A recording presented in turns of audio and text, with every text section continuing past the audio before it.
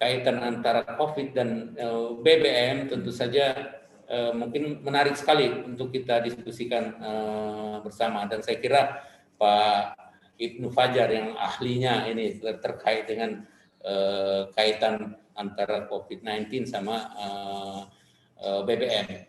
Yang jelas sebenarnya di Kaltim ini Pak Ibnu ada sedikit ironis gitu ya, daerah penghasil migas akan tetapi banyak saudara-saudara kami yang kesulitan mendapatkan BBM. Kemudian daerah penghasil gas, tetapi kelihatannya harga gas di Kaltim lebih tinggi daripada di Jawa gitu. Nah, jadi itu juga saya tidak tahu apakah dengan faktor distribusi yang high cost atau apa. Ini yang ingin dikaji oleh teman-teman di Fakultas Ekonomi. Mudah-mudahan ini mendapat respon yang baik dari BPH Migas. Saya kira itu Bapak-Bapak Ibu yang bisa saya sampaikan. Sekali lagi atas nama pimpinan Universitas Mula Warman menyampaikan penghargaan, terima kasih yang tak terhingga kepada BPH Migas yang telah berkenan untuk bekerja sama dengan UNMUL, dan saya berharap ini tidak hanya sekedar kerjasamanya di magang mahasiswa, tetapi juga hal-hal lain. Tentu saja banyak hal yang kita bisa kerjasamakan, dan kami mudah-mudahan pandemi COVID-19 ini berakhir segera. Kami mengundang nih teman-teman dari BPH Migas untuk berkunjung ke Samarinda, ke kampus kami, termasuk Pak Muhammad Ibnu Fajar, mudah-mudahan berkenan datang ke kampus. Insyaallah, Fakultas Teknik siap untuk mendatangkan mahasiswanya untuk mendapatkan kuliah umum dari Pak Ibnu Fajar nih, terkait BBM nih. Jadi Fakultas Teknik kami itu termasuk besar Pak. Besarnya itu dari sisi jumlah prodinya banyak. Ya kalau tidak salah ada lebih dari 10 prodi, mahasiswanya banyak, kampusnya besar, dan dosennya orang-orang muda Pak Ibnu. Jadi inilah yang mungkin mudah-mudahan menjadi salah satu modal kita semua untuk membangun bangsa ini. Dan saya kira saya menyampaikan juga salam dari Pak Rektor untuk teman-teman di BPH Migas. Mudah-mudahan kita semua diberi kesehatan, kekuatan untuk menghadapi pandemi kita yang notabene sekarang ada varian baru nih Pak Ibnu ya. Jadi kita jadi hati-hati ini. Saya kira itu Bapak Ibu sekalian yang bisa saya sampaikan. Lebih dan kurangnya saya mohon maaf. Saya akhiri. Wabillahi taufiq wal hidayah. Wassalamualaikum warahmatullahi wabarakatuh. Waalaikumsalam warahmatullahi wabarakatuh. Terima kasih Bapak Warek, Bapak Bohari Yusuf. Kami atas nama BPH Migas turut berduka untuk teman-teman dari UNMUL yang terkena musibah COVID. Semoga almarhum mendapatkan maghfirah Allah Subhanahu wa taala dan mendapatkan tempat yang layak di sisi Tuhan Yang Maha Esa. Baik, Bapak sekalian, selanjutnya adalah sambutan dan paparan Komite BPH Migas yang akan disampaikan oleh Bapak Muhammad Ibnu Fajar. Kami silahkan Bapak. Ya, terima kasih Pak I. Assalamualaikum warahmatullahi wabarakatuh.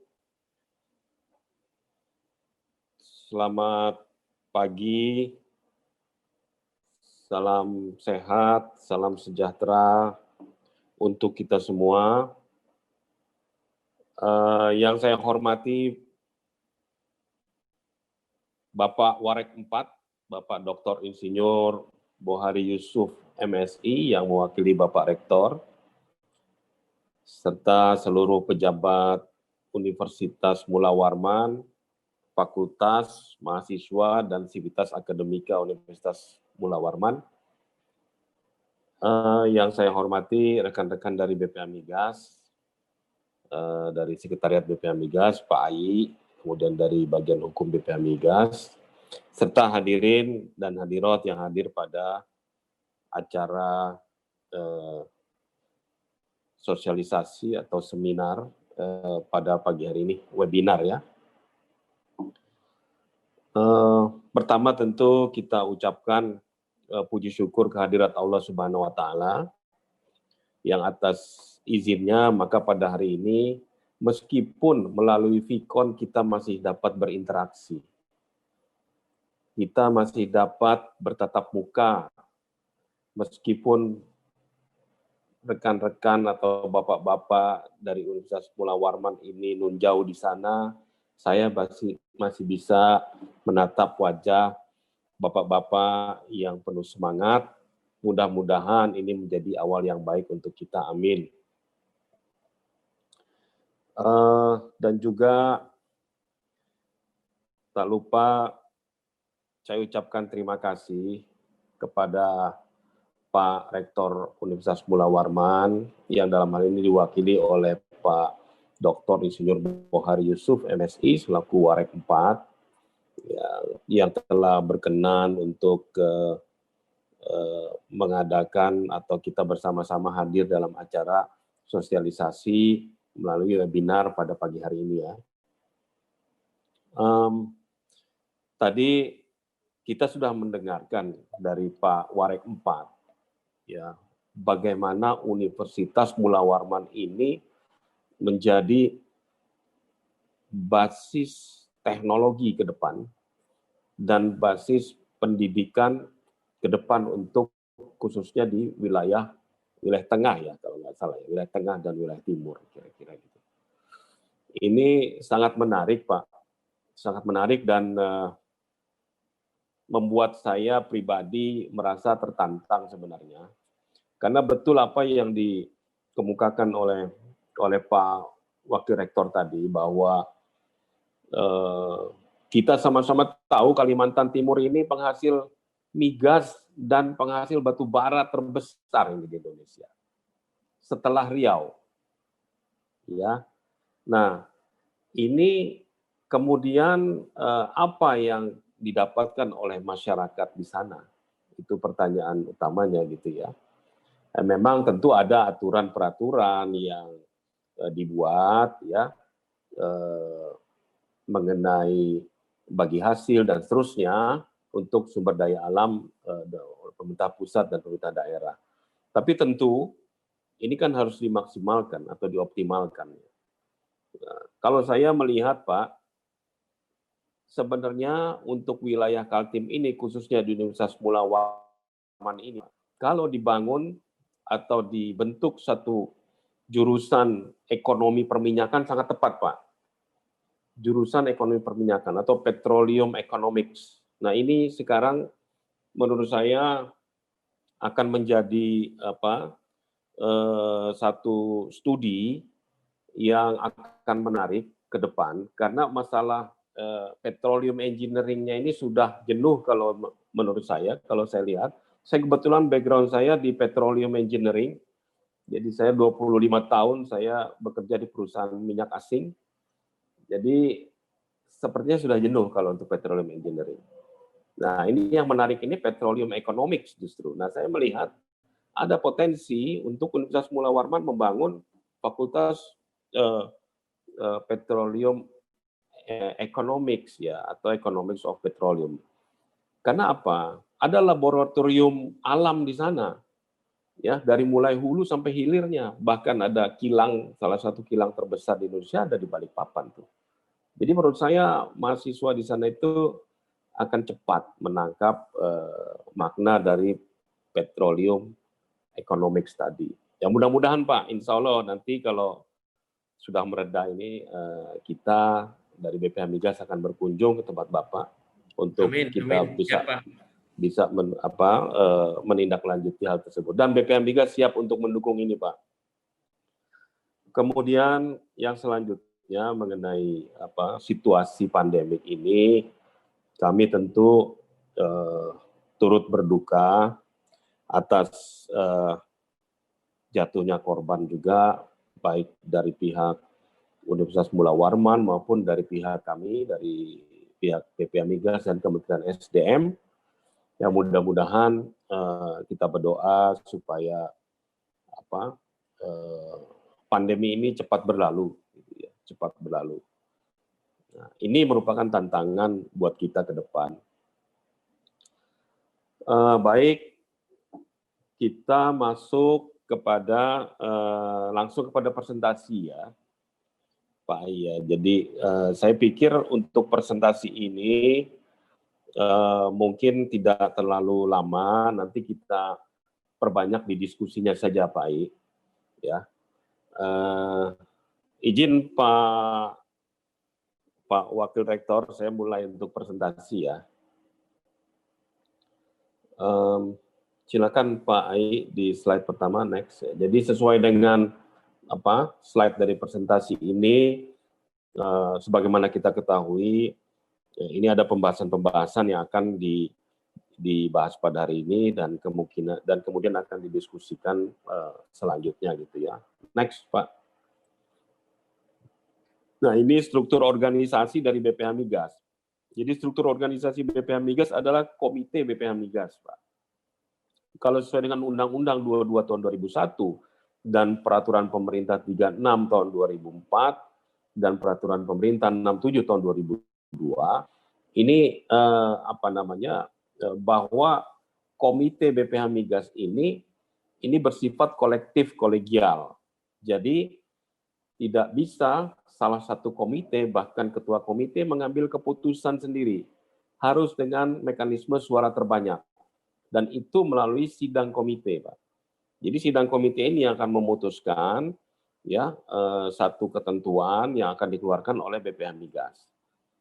Kemudian di struktur organisasi, BPH Migas ini juga dibantu oleh para eselon 2. Di sini ada Sekretaris BPH Migas, kemudian ada Direktur Bahan Bakar Minyak, dan ada Direktur Gas Bumi.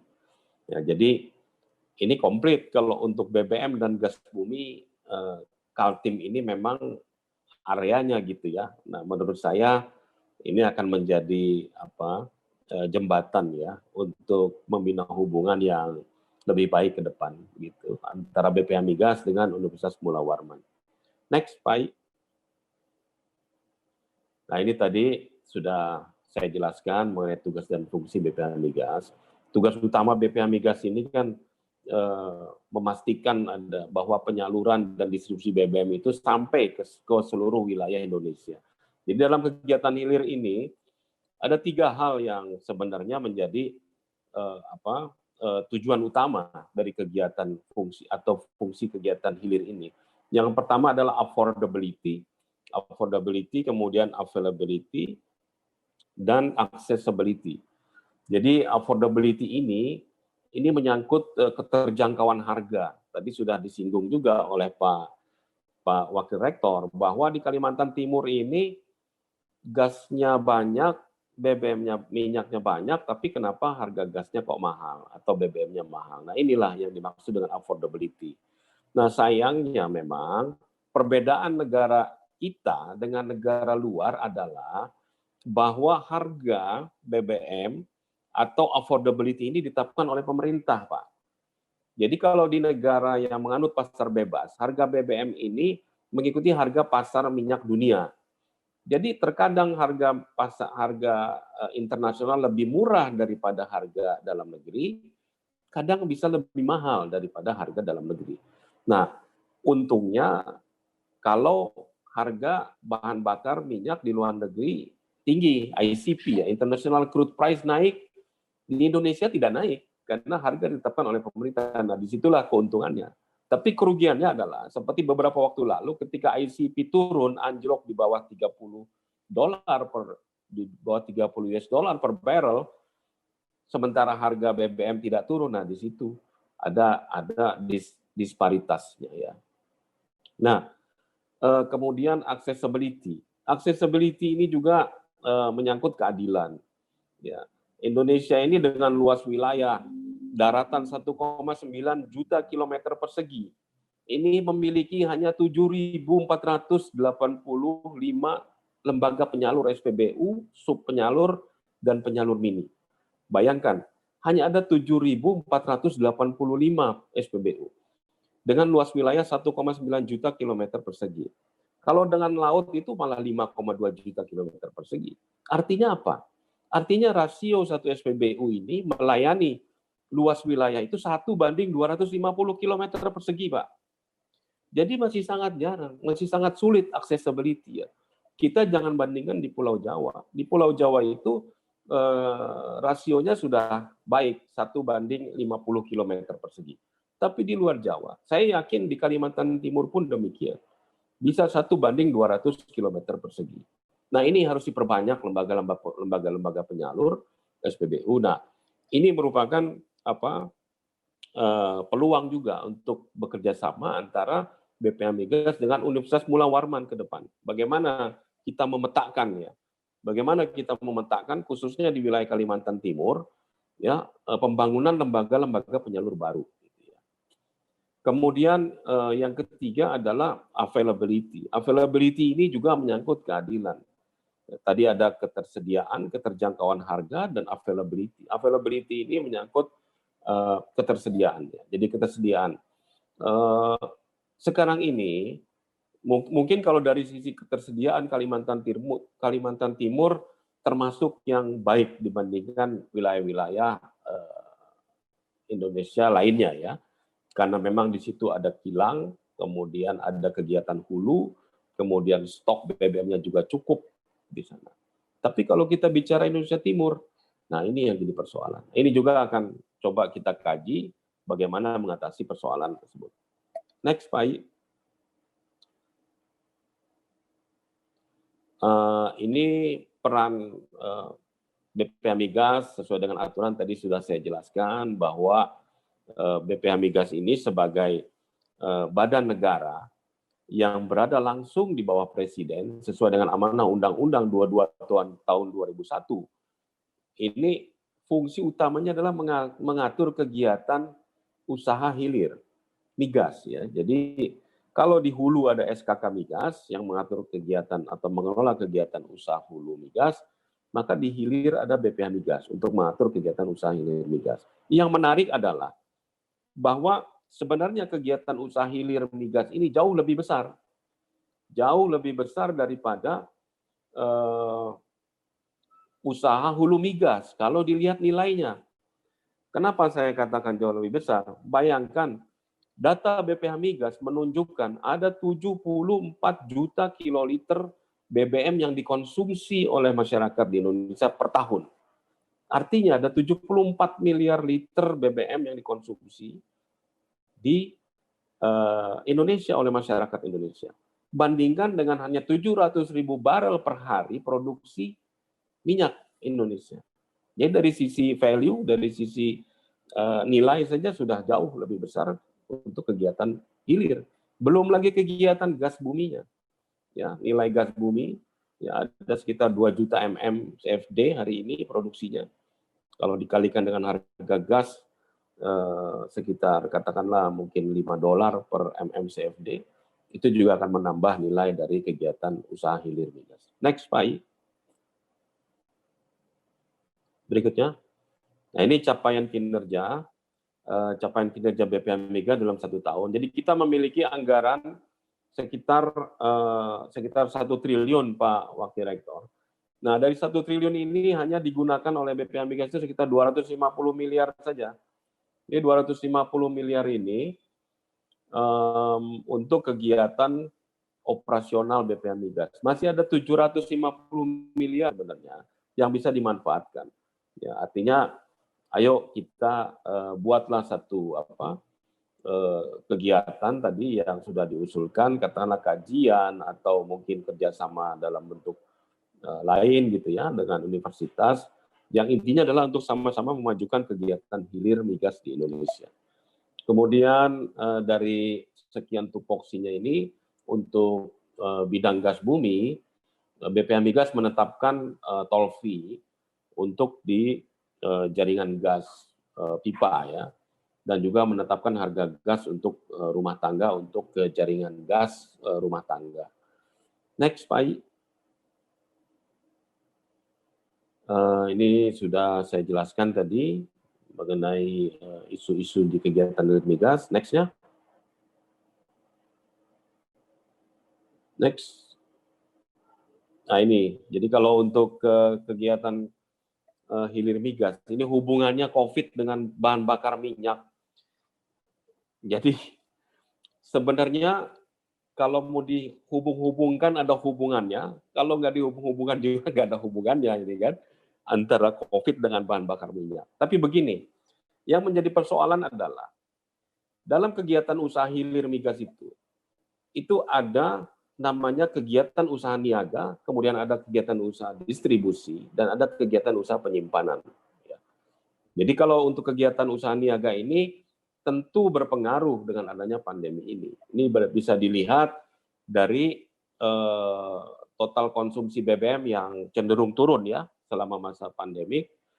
Kemudian juga dari sisi distribusi juga, dari sisi distribusi juga ada penurunan yang cukup signifikan ya, dan bahkan ini juga menjadi kendala ya, karena mungkin ada beberapa aktivitas yang dilakukan dalam kegiatan penyalur ada distribusi ini, kemudian personilnya juga terdampak misalnya. Nah, hal seperti ini tentu membawa dampak pada akhirnya terhadap ketersediaan BBM karena mungkin distribusinya menjadi terhambat ya, begitu. Kemudian next Pak. Nah, ini kegiatan rutin dari BPH Migas, tadi seperti ada penetapan hak khusus Badan Usaha Niaga Migas, penetapan hasil verifikasi volume. Jadi BPH Migas ini yang menetapkan kuota BBM nasional setiap tahun per kabupaten kota. Jadi kita melalui mekanisme sidang komite menetapkan jumlah volume per kabupaten kota untuk BBM subsidi maupun BBM penugasan. Ya, next, Pak. Nah, ini kegiatan-kegiatan selama masa pandemik. Next. Nah, ini next.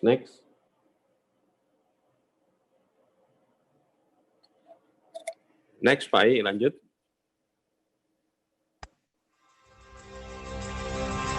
Nah, ini kita dengarkan dulu ya. Indonesia merupakan negara yang sangat luas dengan 260 juta penduduk. Dibutuhkan ketahanan energi yang baik demi keberlangsungan hidup bangsa di masa depan. Sumber daya energi dan mineral yang terdapat di seluruh penjuru Indonesia menjadi peluang sekaligus tantangan untuk menjamin ketersediaan energi serta akses terhadap energi yang dapat dijangkau serta terjangkau oleh semua lapisan masyarakat. Sesuai amanat Undang-Undang Nomor 22 Tahun 2001, BPH Migas hadir sebagai badan independen yang dibentuk untuk melakukan pengaturan dan pengawasan terhadap penyediaan dan pendistribusian bahan bakar minyak dan kegiatan usaha pengangkutan gas bumi melalui pipa. Dalam pelaksanaannya, peran BPH Migas mengacu pada 3 pilar kepentingan yang bersinergi untuk saling menguatkan. Pemerintah mengawasi dan membuat aturan main yang sehat, wajar, dan transparan. Badan usaha melaksanakan kegiatan usaha hilir migas dengan efisiensi dan efektif sehingga mendapatkan keuntungan yang wajar. Masyarakat mendapatkan pelayanan dan harga yang wajar. Pengelolaan hilir energi dan mineral perlu diimbangi dengan tata kelola yang optimal melalui peningkatan akses energi secara merata, harga terjangkau, dan tata kelola penyediaan energi yang lebih efisien, sehingga dapat menggerakkan pembangunan dan juga mewujudkan Indonesia sebagai negara dengan energi yang berkeadilan. Dengan visi terwujudnya penyediaan dan pendistribusian BBM di seluruh wilayah negara kesatuan Republik Indonesia dan meningkatnya pemanfaatan gas bumi di dalam negeri melalui persaingan usaha yang wajar, sehat, dan transparan bagi sebesar-besar kemakmuran rakyat. Serta misi melakukan pengaturan dan pengawasan secara transparan dan akuntabel atas pelaksanaan kegiatan usaha penyediaan dan pendistribusian BBM dan peningkatan pemanfaatan gas bumi di dalam negeri. Bidang BBM, ketersediaan dan distribusi bahan bakar minyak, cadangan bahan bakar minyak nasional, pemanfaatan fasilitas pengangkutan dan penyimpanan BBM. Di bidang gas bumi, tarif pengangkutan gas bumi melalui pipa, harga gas bumi untuk rumah tangga dan pelanggan kecil, pengusahaan transmisi dan distribusi gas bumi. BPH Migas, selaku badan yang mengatur penyediaan dan pendistribusian bahan bakar minyak dan gas bumi, saat ini sedang bekerja keras mewujudkan program BBM satu harga. Akses jalan dan infrastruktur yang belum memadai menjadi tantangan dalam mewujudkan pemerataan energi hingga pelosok negeri. Sampai saat ini, realisasi pengaliran gas bumi melalui pipa telah mencapai 13.840,62 km. Berbagai macam usaha pengaliran energi gas bumi dan minyak akan berdampak langsung terhadap terjangkaunya energi guna mewujudkan keadilan sosial bagi seluruh rakyat Indonesia. BPH Migas, BPH Migas, BPH Migas, BPH Migas mewujudkan energi berkeadilan untuk Indonesia.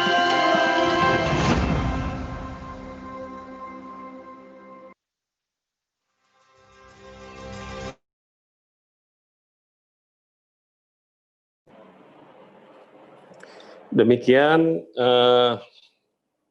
presentasi sedikit dari saya. Terima kasih atas perhatiannya. Mohon maaf apabila ada hal yang kurang berkenan. Saya kembalikan kepada pembawa acara. Silakan Pak Ai. Baik, terima kasih Bapak Ibnu Fajar. Bapak Ibu sekalian serta adik-adik mahasiswa yang saya banggakan. Jadi kita masuk kepada sesi tanya jawab. Untuk sementara kami batasi dulu untuk tiga penanya karena waktunya juga cukup sempit. Kami persilahkan satu untuk wakil dari rektorat dan nanti kami silahkan juga dua untuk adik-adik mahasiswa. Sudah ada kami pilih dari Kasubag Akademik Fakultas Teknik Dr. Anda Isdarwati MSI. Kami silakan Bu Is untuk menyampaikan pertanyaan.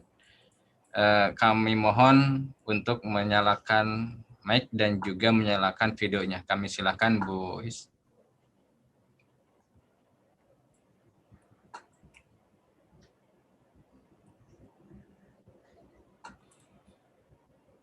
Pak Andi bisa dibantu? Ibu Is? Ya, selamat siang, Pak.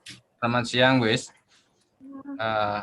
Silakan Bu Is menyampaikan pertanyaan.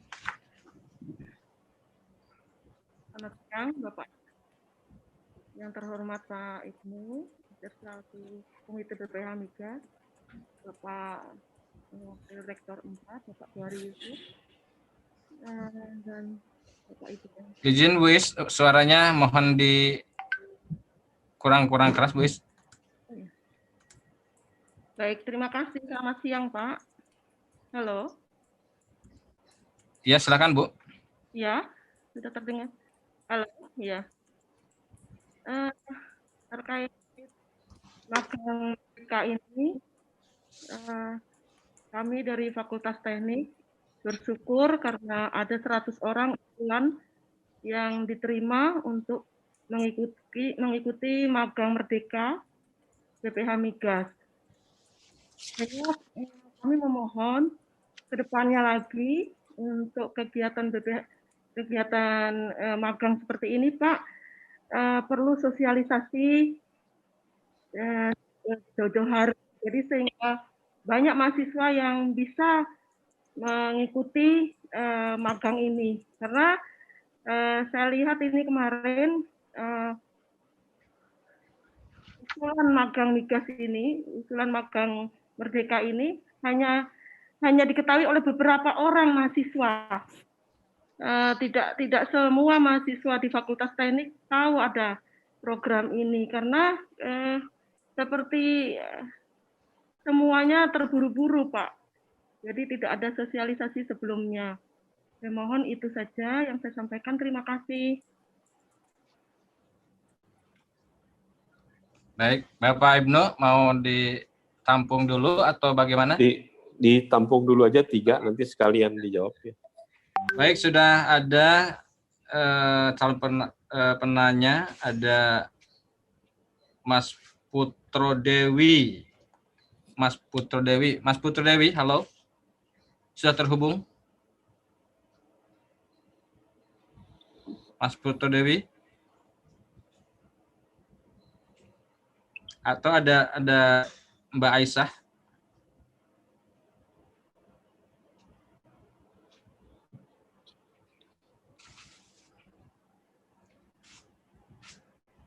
Halo, Mas Putro Dewi atau Mbak Aisyah? Apakah sudah terhubung?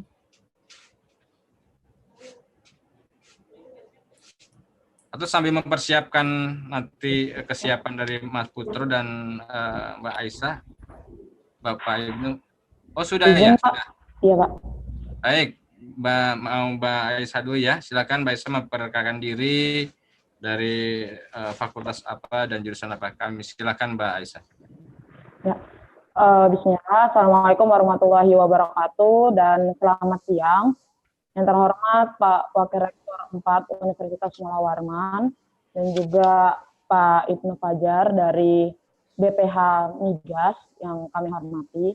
Perkenalkan Pak, izin memperkenalkan diri. Saya Nur Aisyah dari Teknik Sipil di angkatan 2016 saat ini. Izin bertanya Pak, tadi sudah disampaikan gitu bagaimana kemudian dari pembahasan mulai dari struktur BPH Migas, kemudian tugas dan fungsi daripada BPH Migas itu sendiri, kemudian ada peran. Di sini yang ingin saya tanyakan gitu kepada Bapak Ibnu Fajar, yaitu adalah terkait kondisi hari ini Pak, yang kemudian ini kita sedang dilanda COVID-19 dan kemudian yang Bapak tadi sampaikan juga terkena dampaknya gitu terhadap penyediaan daripada migas, daripada gas itu sendiri Pak. Nah, apa yang kemudian menjadi solusi dari BPH Migas untuk kemudian menangani permasalahan ini Pak? Nah, kemudian untuk pertanyaan selanjutnya yaitu adalah terkait masalah penetapan harga yang kemudian dilakukan oleh pihak pemerintah. Padahal yang kemudian terjadi tadi yang disampaikan gitu kan Pak, ada peran ya kalau tidak salah di situ untuk kemudian juga transparansi dan lain sebagainya. Nah ini berkesinambungannya bagaimana gitu ya Pak ya. Dan juga sedikit saran ya Pak, kita dari mahasiswa gitu, mungkin bisa nanti diadakan sosialisasi lebih lanjut terkait migas kepada kita di teknik, agar kemudian mampu mengeksplor lagi daripada soft skill yang dimiliki dari mahasiswa teknik itu sendiri Pak. Terima kasih banyak Pak, sehat selalu. Assalamualaikum warahmatullahi wabarakatuh dan hidup mahasiswa. Hidup mahasiswa. Baik. Terima kasih Pak. Terima kasih Mbak Aisyah. Selanjutnya ada Mas Putro sudah bergabung. Mas Putro.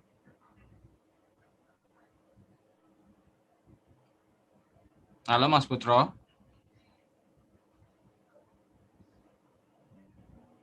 Baik, kalau memang belum dapat bergabung, mungkin mohon izin Bapak Ibnu untuk menjawab dua pertanyaan, nanti disambung dengan Mas Putro atau yang lain yang dapat mewakili. Kami silakan ya. Pak. Silakan diulang dulu pertanyaannya Pak.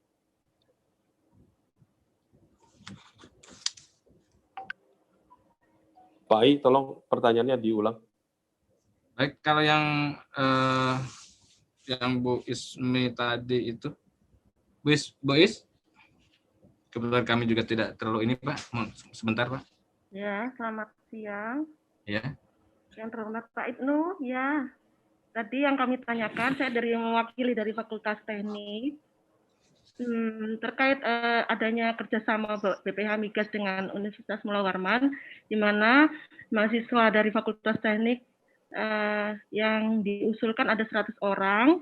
Nah, namun semuanya serba kesannya tergesa-gesa karena pada saat itu MOU belum ada dan kami usulkan. ya puji Tuhan semuanya bisa berjalan sampai saat ini, bisa dikabulkan, artinya 100 orang usulan itu bisa di dalam tahunan.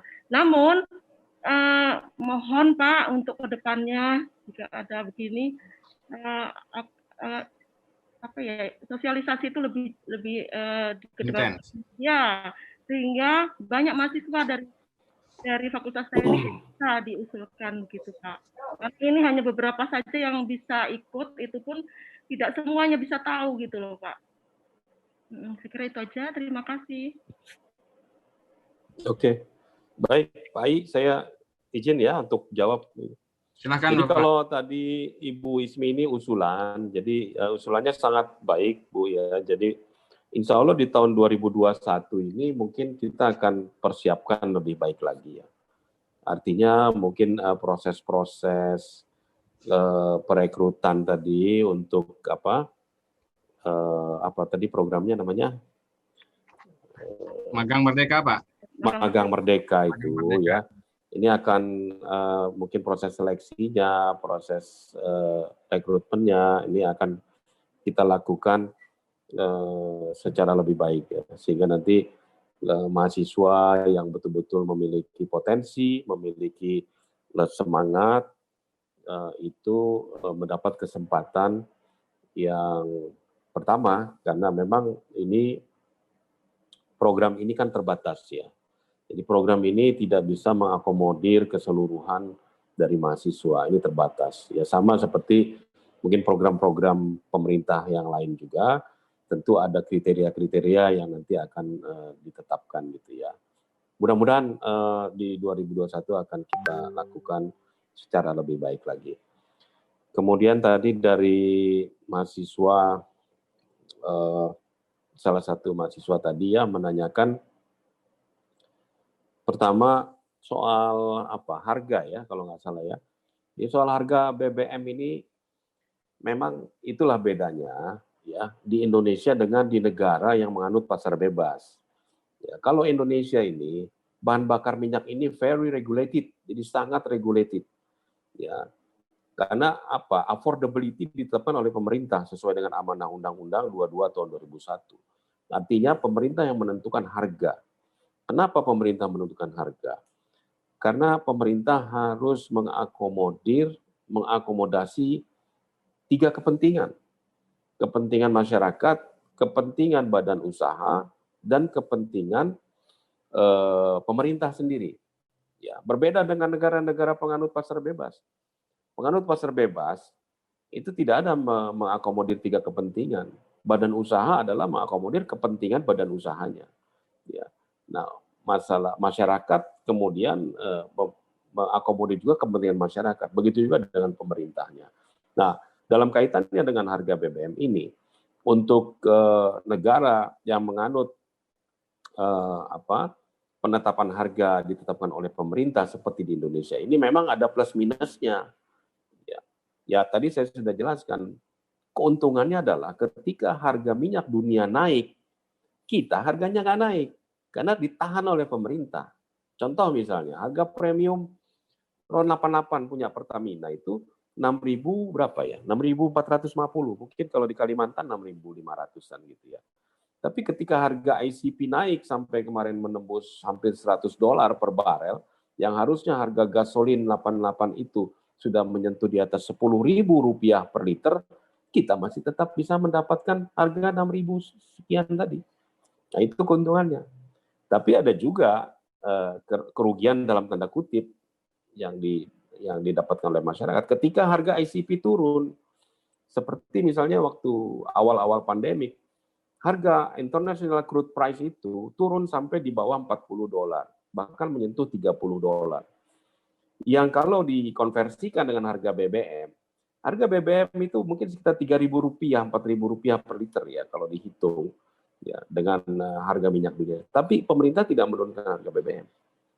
Nah, itu ada plus minusnya. Tentu kebijakan pemerintah ini berorientasi kepada utamanya adalah kepentingan masyarakat, tapi juga harus memperhatikan kepentingan badan usaha dan kepentingan pemerintah itu sendiri. Kemudian tadi yang berikutnya apa ya? Pertanyaannya Pak I ya? Di unmute Pak I. Dari ini ada mahasiswa Mbak Nur Aisyah. Ya. Pertanyaannya terkait dengan solusi BPH Migas yang menyelesaikan permasalahan selama pandemi. Oh ya. Ini. Ya baik. Jadi begini, pandemik ini bukan cuma di Indonesia ya. Pandemik ini terjadi global di seluruh Indonesia. Ya. Bahkan ada negara yang notabene adalah secara ekonomi lebih mapan dari Indonesia itu mengalami penurunan ekonomi yang drastis ya, sampai mungkin di atas 10% lah. Gitu. Nah, kaitannya dengan BBM yang dilakukan oleh BPH Migas dalam hal ini adalah memastikan bahwa penyaluran distribusi BBM ini tetap berjalan. Jadi itu yang kita pastikan. Saya dalam beberapa bulan kemarin itu juga melakukan pengawasan ke daerah-daerah ya, keliling ke daerah. Begitu juga dengan komite yang lain. Bahkan hari ini ada komite BPH Migas juga yang ke Ambon untuk melakukan pengawasan, memastikan bahwa penyaluran BBM di masa pandemi ini dan berbarengan dengan Natal dan Tahun Baru itu tetap berjalan dengan baik. Jadi itu yang dilakukan. Jadi jangan sampai ada kelangkaan BBM lah di daerah gitu ya. Jadi itu saya rasa mungkin masih dari Mbak Nur Aisyah terkait dengan kesinambungan pelaksanaan tusi BPH Migas dikaitkan dengan transparansinya, Pak.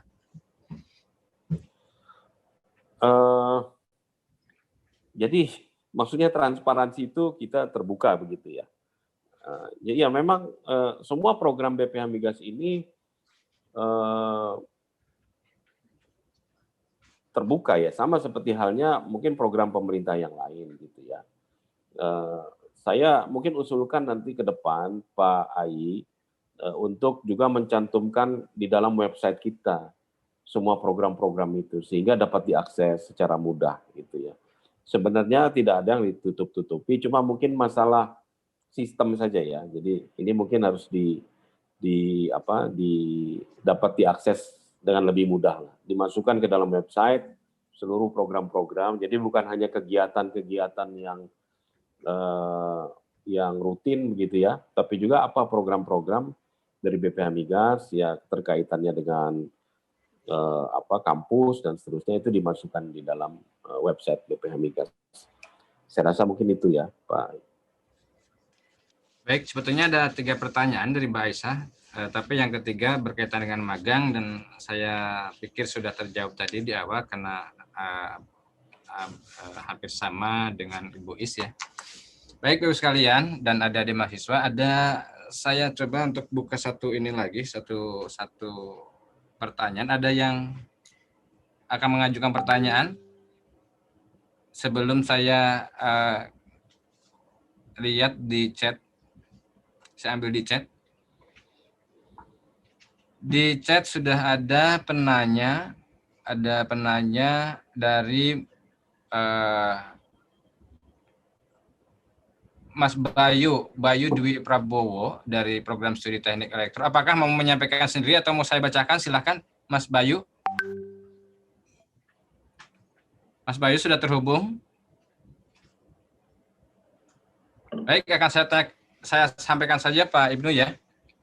Jadi Mas Bayu ini bertanya berkenaan dengan pemerataan distribusi BBM, di mana kalau dilihat bahwa Kalimantan Timur itu merupakan wilayah penghasil BBM terbesar, tetapi Mas Ibnu merasa bahwa di Kalimantan itu masih merasa kurang, sedangkan tidak semerata di wilayah Jawa yang notabene-nya bukan daerah penghasil, tetapi pendistribusinya lebih sudah sangat baik dibandingkan dengan Kalimantan Timur. Nah, ini mohon bagaimana cara menyelesaikannya. Atau ada Mas Bayu sudah ini? Oh, silakan Mas Bayu. Iya Pak, mau izin Pak. Silakan Mas Bayu. Ya, Assalamualaikum warahmatullahi wabarakatuh. Perkenalkan, nama saya Bayu Dwi Prabowo dari program studi teknik elektro 2018, angkatan 2018. Jadi di sini izin bertanya Pak, mengenai pemerataan pendistribusian untuk penyediaan BBM. Kita tahu mungkin Kalimantan Timur ini adalah sebagai penyedia BBM terbesar di Indonesia karena sumber daya alamnya yang melimpah dari sumber daya energi fosilnya, Pak. Nah, yang ingin saya tanyakan di sini, Pak, mengenai pendistribusian tadi kan sudah dijelaskan oleh Bapak Ibnu Fajar mengenai pendistribusian antara yang ada di Jawa dan ada yang di Kalimantan Timur.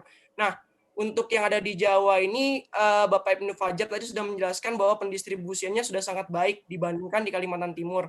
Nah, yang ingin saya tanyakan, Pak, kan di wilayah Kalimantan Timur ini adalah wilayah penghasil BBM terbesar di seluruh Indonesia. Nah, kenapa masih pendistribusian di wilayah Kalimantan Timur ini masih kurang, Pak? Dengan bukti bahwa banyak sekali yang saya lihat bahwa di pom-pom bensin atau di penyedia BBM itu masih banyak yang mengantri untuk bahan bakar, Pak. Salah satu contoh bahan bakarnya adalah solar, seperti itu, Pak. Padahal kita ini adalah wilayah penghasilnya, Pak. Wilayah penghasil BBM-nya. Tapi kenapa malah kita ini kekurangan sendiri untuk penyediaan BBM tersebut, Pak? Itu yang saya ingin tanyakan, Pak. Terima kasih, Pak. Oke, saya langsung jawab, Pak Ai. Silahkan, Bapak. Iya, terima kasih, Mas Bayu. Ya, jadi ini kalau untuk distribusi ini pasti ya teman-teman dari Fakultas Ekonomi atau dari Fakultas Teknik Industri ya ini sangat memahami ya. Kaitannya adalah dengan infrastruktur. Jadi distribusi kenapa di Pulau Jawa lebih baik karena mungkin infrastrukturnya sudah jauh lebih mapan. Nah, ini yang harus dikejar oleh daerah-daerah di luar Jawa. Saya melihat sebenarnya tadi potensi di Kalimantan Timur ini cukup besar ya untuk bisa membangun infrastruktur, baik itu infrastruktur penyaluran BBM maupun gas bumi. Ya, itu ada program seperti misalnya Kalimantan Trans Kalimantan Gas itu harus bisa direalisasikan. Kemudian juga penambahan jumlah penyalur ya, penambahan jumlah penyalur di Kalimantan juga ini harus segera direalisasikan gitu. Ya. Nah, adapun tadi antrian ini tidak berkorelasi terhadap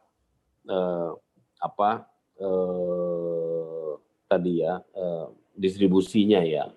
Maksud saya tidak berkorelasi selalu terhadap kelangkaan BBM ya. Jadi kalau kita perhatikan, saya kebetulan juga beberapa kali mengunjungi wilayah Kalimantan Timur sampai ke Tarakan sana, kemudian ke Berau, ya, kemudian juga Kalimantan Barat, Kalimantan Tengah. Itu saya juga ke sana untuk melakukan pengawasan. Rata-rata yang SPBU-nya ngantri itu ngantri solar subsidi. Dan ini sudah didata di BPH Migas, kecenderungan wilayah yang memiliki perkebunan dan pertambangan itu, mereka kecenderungannya untuk menyalahgunakan BBM subsidi untuk kegiatan di pertambangan dan perkebunan ini tinggi, relatif tinggi. Ya, jadi kalau coba diperhatikan itu, yang ngantri itu rata-rata kita pernah temukan ya, bahwa yang ngantri itu mobil-mobil yang sudah dimodifikasi misalnya, atau truk yang tidak mengangkut apapun, tapi dia bolak-balik tuh. Ya, walaupun mungkin ada juga SPBU yang karena pengirimannya terlambat dari depot misalnya juga ada antrian. Tapi biasanya hal seperti itu dilaporkan oleh Pertamina kepada kita. Ya, atau misalnya ada laporan dari masyarakat, kita segera menindaklanjuti ke Pertamina untuk segera disalurkan. Jadi saya rasa itu, Pak Ai. Baik, terima kasih Bapak Ibnu. Mungkin kita kasih satu ini kali ya, satu penanya lagi kali Pak ya. Bapak berkenan Pak? Ya silakan. Baik Pak. Baik, selanjutnya kami silakan Mbak Dwi Tri. Mbak Dwi, sudah siap Mbak Dwi? Sudah terhubung kah? Ya, mohon maaf. Ya. Oh ini mas kok Mbak gimana? Iya, saya juga suka dipanggil Bu Ayi, iya. Pak Bu Ayi, ternyata Kita sama-sama ya, Mas. Ya. Ya, Iya, Pak. silakan, Mas B. Ya, Assalamualaikum warahmatullahi wabarakatuh. Terima kasih kesempatannya, Pak. Yang ingin saya tanyakan, Pak, lebih terkait peran BPH Migas, Pak, di tengah masyarakat di masa pandemi ini. Kira-kira adakah seperti program kerja atau suatu kegiatan yang dapat juga menunjang atau kebijakan juga, Pak, yang bisa menunjang perekonomian masyarakat di tengah pandemi ini. Terutama kalau dilihat tadi kan ada anggaran dana itu yang sampai 1 triliun itu kan, Pak. Mungkin ada dianggarkan beberapa persen gitu, Pak. Mungkin itu aja, Pak, yang bisa saya tanyakan. Terima kasih untuk kesempatannya. Oke, saya langsung ya, Pak I. Silakan, Pak. Ya, jadi gini, BPH Migas ini menggunakan anggaran berdasarkan APBN ya, Mas Dwi. Jadi APBN ini sangat ketat. APBN ini adalah uang negara yang tidak bisa dipergunakan kalau tidak sesuai dengan peruntukan yang diatur oleh undang-undang dan peraturan Menteri Keuangan. Jadi memang kita bukan BUMN, mungkin yang dimaksud Mas Dwi itu adalah kalau BUMN mereka bisa menggunakan katakanlah dana CSR dan seterusnya gitu ya dalam masa pandemi. Tapi BPH Migas ini sama seperti kementerian yang lain gitu. Kita tidak bisa menggunakan dana APBN ini untuk hal-hal yang demikian. Nah, yang bisa dilakukan oleh BPH Migas adalah melakukan kegiatan-kegiatan yang sifatnya meningkatkan motivasi dan semangat ya untuk masyarakat. Ya, jadi dalam masa pandemik ini seperti kegiatan hari ini gitu ya, kita mencoba untuk bagaimana membangun pemikiran yang positif ya dalam menghadapi pandemik bahwa situasinya tidak seburuk yang kita bayangkan gitu ya, bahwa situasi ini memang bisa terjadi dan tidak terjadi hanya di Indonesia gitu ya. Nah, kemudian juga ada kemarin ini kita mengadakan acara Hilir Migas Expo di Jawa Tengah ya, itu juga dengan melibatkan masyarakat. Jadi hal-hal seperti ini yang bisa kita lakukan karena memang untuk penggunaan dana APBN ini tidak bisa dilakukan seperti halnya BUMN begitu ya. APBN ini sangat riskan dan potensi untuk menjadi celah hukum itu sangat tinggi. Maka kita sangat berhati-hati dalam menggunakan dana APBN. Demikian Pak I. Baik, Bapak Ibnu. Bapak Ibu sekalian, karena memang juga waktu sangat terbatas, kami memahami kesibukan dari Bapak Ibnu Paja dan juga Bapak Warek, sehingga sebetulnya kalau dari jadwal kita sudah melewati hampir 30 menit. Bapak Ibnu dan Bapak Warek. Jadi mungkin kami cukupkan sesi pertanyaan untuk tadi 6 pertanyaan. Nah, selanjutnya kami mohon berkenan Bapak Warek untuk mungkin sebagai sambutan penutup dan nanti mungkin diikuti dengan Bapak Ibnu Pajar untuk sambutan penutup juga.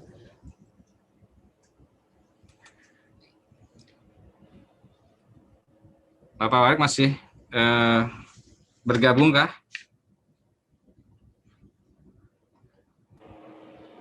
Atau langsung saya tutup aja, Pak? Baik Bapak, mungkin sedang tidak terhubung. Kami mohon Bapak Ibnu untuk memberikan sambutan penutup. Kami silakan Bapak Ibnu. Baik, terima kasih Pak I. Baik yang saya hormati Bapak Ibu yang hadir di dalam acara ini. Sekali lagi kami ucapkan terima kasih atas perhatiannya, atas kehadirannya, atas partisipasinya dalam acara pada hari ini. Mudah-mudahan acara pada hari ini akan membawa manfaat buat kita semua dan yang lebih penting adalah memotivasi pemikiran positif di tengah masa pandemik bahwa kita tidak sendiri yang mengalami ini ya. Jadi semua negara sama mengalami hal ini dan alhamdulillah bahwa hari ini kita masih diberikan kesehatan, kita masih diberikan aktivitas yang baik dan produktif gitu. Nah, ini akan terus kita jalankan dan BPH Migas akan terus mendukung kegiatan atau aktivitas dunia kampus dalam hal ini Universitas Mula Warman ke depan ya, yang berkaitan dengan bagaimana meningkatkan upaya-upaya kinerja di hilir migas ya, termasuk bagaimana nanti membangun kerjasama dalam kajian-kajian ya untuk kepentingan di kegiatan usaha hilir migas. Saya rasa banyak sekali ruang untuk itu. Tadi telah saya sampaikan di depan bahwa masalah affordability, masalah availability, masalah accessibility ini tentu perlunya dengan pihak universitas. Saya rasa mungkin itu. Saya mohon maaf apabila ada hal yang kurang berkenan, ucapan maupun tindakan dari saya dan dari teman-teman dari BPH Migas yang kurang berkenan. Maka acara hari ini saya tutup dengan mengucapkan alhamdulillahirabbil alamin. Wassalamualaikum warahmatullahi wabarakatuh. Waalaikumsalam warahmatullahi wabarakatuh.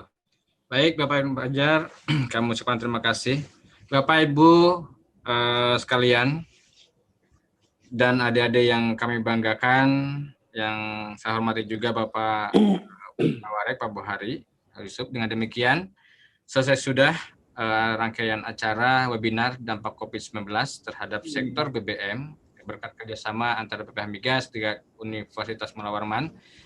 Kami ucapkan terima kasih kerjasama dari Bapak-Bapak sekalian dan juga adik-adik. Semoga Universitas Mula Warman semakin unggul. Sekali lagi terima kasih atas bantuan semuanya. Saya ucapkan terima kasih. Wassalamualaikum warahmatullahi wabarakatuh. Waalaikumsalam, terima kasih.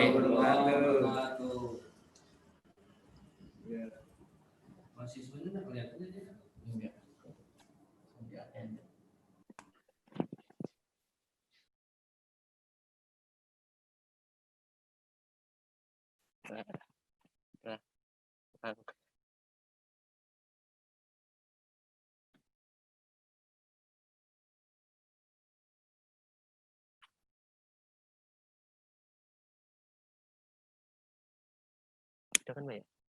Ya udah, aku lagi ya.